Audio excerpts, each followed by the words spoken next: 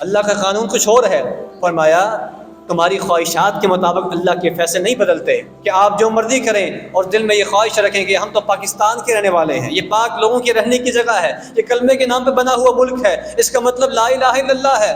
یہ ساری باتیں اپنی جگہ پر، یہ ہم نے صرف اپنے آپ کو دھوکہ دینے کے لیے یہ باتیں رکھی ہوئی ہیں۔ حقیقت میں نہ تو یہاں پر اسلام ہے، نہ یہاں پہ لا الہ الا اللہ ہے۔ تو سامعین محترم، اللہ تعالیٰ کو ہم دھوکہ نہیں دے سکتے، جو برا عمل کرے گا اس کو اس کا بدلہ دیا جائے گا۔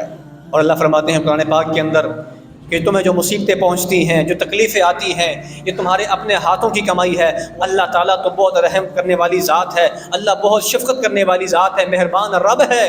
وہ بہت ساری باتوں سے ویسے ہی چشم پوشی کر لیتا ہے، بہت ساری باتوں پر وہ ویسے ہی نہیں پکڑتا ہے۔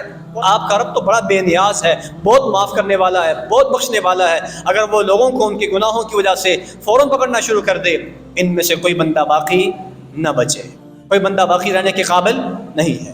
ہم دن اور رات میں، صبح اور شام میں کتنی اللہ کی نافرمانیاں کرتے ہیں، لیکن اللہ اپنی مہربانی کی وجہ سے ہمیں روزانہ معاف کر رہا ہے۔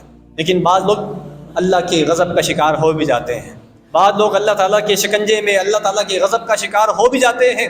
تو اس میں ہمارے لیے سبق ہے، ہمارے لیے سبق ہے کہ اگر ہم چاہتے ہیں کہ ہم پر اس طرح کی آزمائش نہ آئے۔ زلزلے یہاں پر بھی آ رہے ہیں، میرا خیال سے شاید کوئی ہفتہ ایسا گزرتا ہے کہ جس میں یہاں پہ زلزلہ نہیں آتا ہے۔ ابھی افغانستان کے اندر آیا ہے، ہمارے بالکل قریب ہے، دور نہیں ہے، اور ہم نے بھی 2005 کا زلزلہ دیکھا ہے۔ اللہ رحم فرمائے، اللہ معاف فرمائے، اللہ سے حالات کبھی کسی پر لے کر نہ آئے۔